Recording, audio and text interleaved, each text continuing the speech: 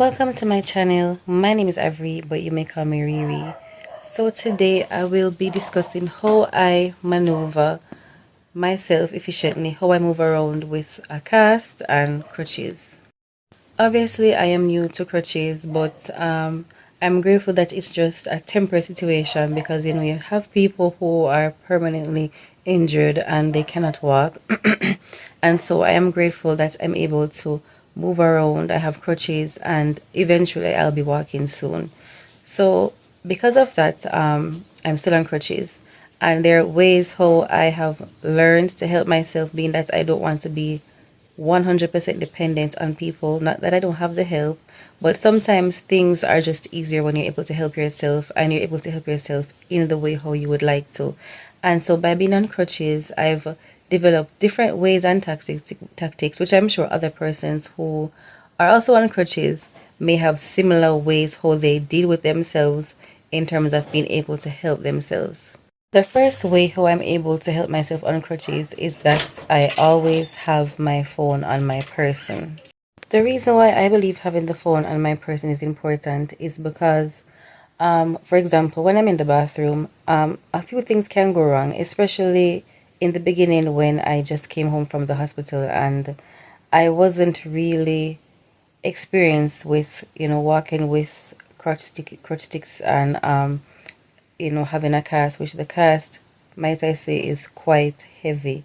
That's one of the most difficult parts in maneuvering because I remember for the first week or so, maybe a bit longer, I was having very bad muscle contracts due to the weight of the cast. So in that time, I wasn't really able to help myself in terms of like bathing because I wasn't used to the cast. But eventually I caught on.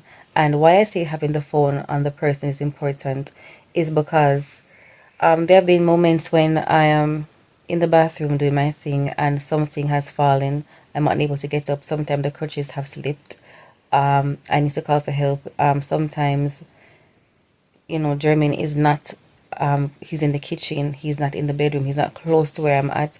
And so it's good to call him on the phone to assist for help. There are moments when he's distracted and he's not hearing me. Other times I may need something on the road. If I don't have my phone on my person, it's going to be more difficult, especially in the early stages where I was on bed rest. Still, I'm on bed rest, but having the phone makes things easier.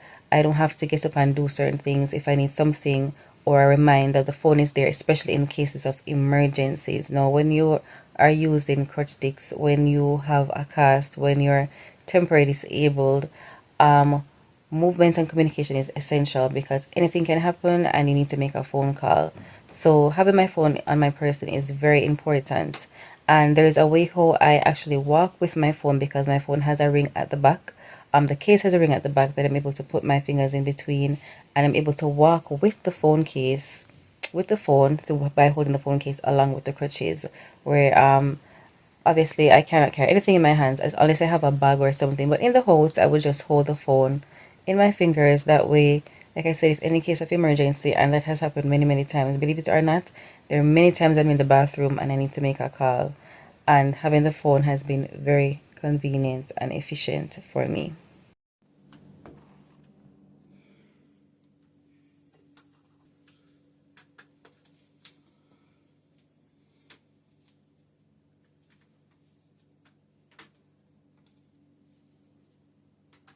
Another simple way that I maneuver myself with the cats is that there's just some simple things I do to make my task easier and doable. So, for example, we hang our towels on the back of our door. We have a hook and we hang our towels there. Because I'm on crutches, I'm not really able to just turn around as a regular individual would. So, what I decided to do is to put my crutches to the furthermost part of the door. That way I could just turn around while standing on the crutches and just grab the towel, reach the towel, use it and help myself, rest it back on the hook and then just go about my business. And it's a big difference because all along I used to call for help until I said, wait a minute, there must be a way I could figure this out. And something as simple as just moving the towel closer to the edge where it's more accessible to me, and that made a big difference. And I'm sure Jermaine appreciates it because that cuts down on how many times I call him per day, which I know he appreciates. And like I said, it's always fulfilling to me when I'm able to help myself.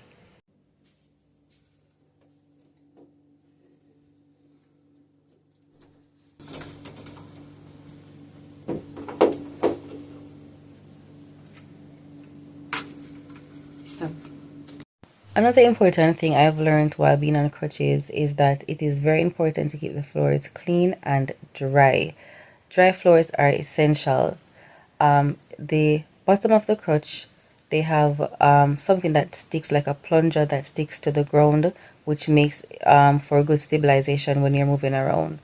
However, if there's too much water on the floor, especially on tiled floor, ceramic tile flooring, that can be very slippery. And so, in the event the floor is too wet and the crutch slips, then you know you will fall, and falling with a broken leg is a no-no. The whole point of being home is to heal and to recover fully. It's not to go back in to start the process all over again, and it is a very painful process and it's a very difficult process because, as you know, I've been in the hospital for 1 week, and it could have been longer, but luckily there was progress. There was progress, and I was able to be discharged to come home and heal. So having dry floors is very important. The next thing I have found that really assists me when I'm using crutches is the fact that I have a rhythm that I work with. So now I'm able to bathe myself. Excuse me. Initially, I wasn't able to do that, but as I'm healing, as I'm getting more accustomed to the situation that I'm in, although of course, certain things I wouldn't be able to do if I wasn't recovering, because it's less pain and more movement. So I'm not as stiff. I'm not in as much pain. I'm able to move. It's just going through the process and trusting the process, knowing that eventually I will be able to walk again. But until then, while I'm healing, there are things that I do to not aggravate my legs. So, for example, I don't put my immediate toiletries like my lotion, etc., far away from where I sleep or far away from the bathroom. I actually keep them right beside my night table.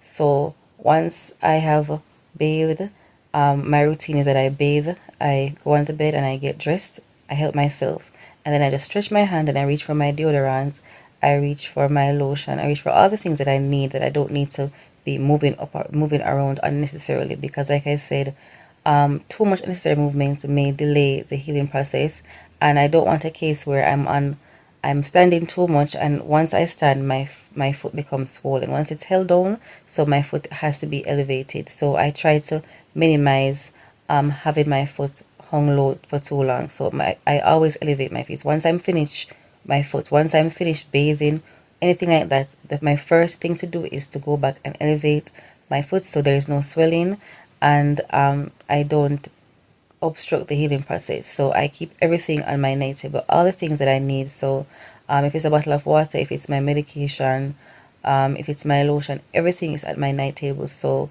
everything is just more efficient and quicker and easier that way.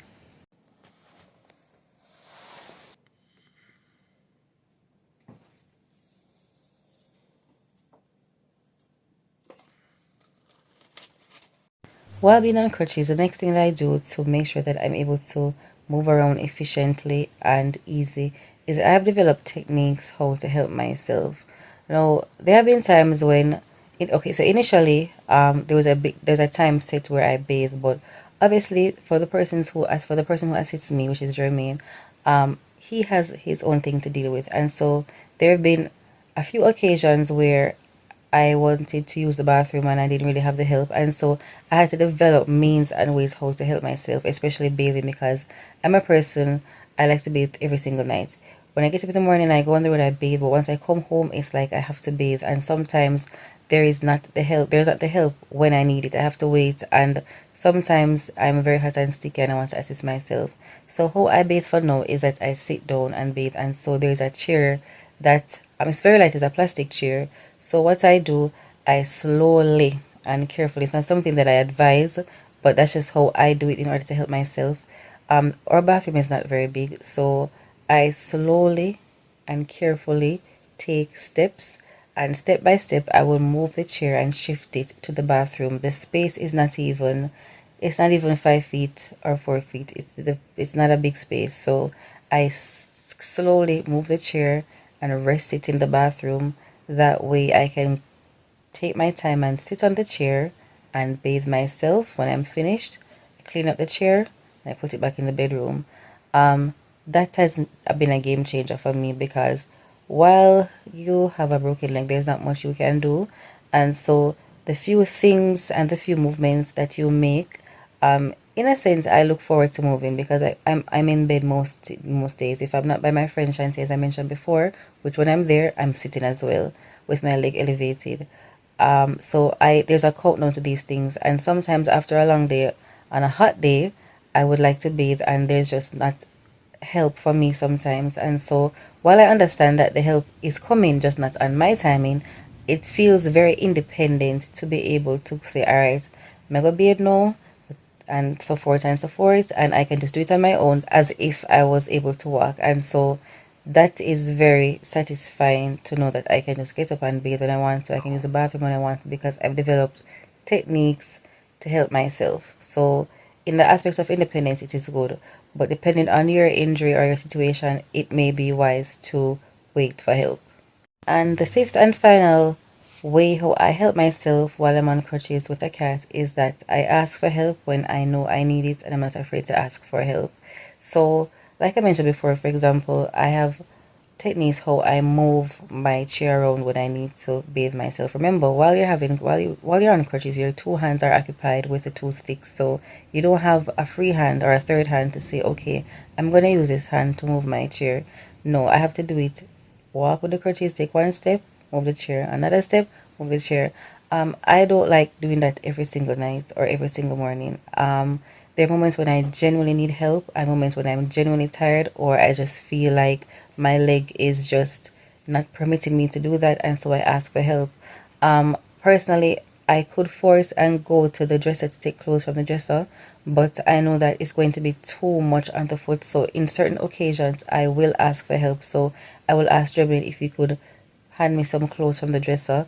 If something I need something over there and I find out that I'm not up to it because although I know there's essentials like using the bathroom, bathing, but there are things in between that I may forget and I don't want to move and I don't want to aggravate the foot or the injury. So I will ask for help in those cases where I know I definitely need help. There are moments, especially in the mornings when I just wake up and my leg feels very heavy. I don't feel like moving.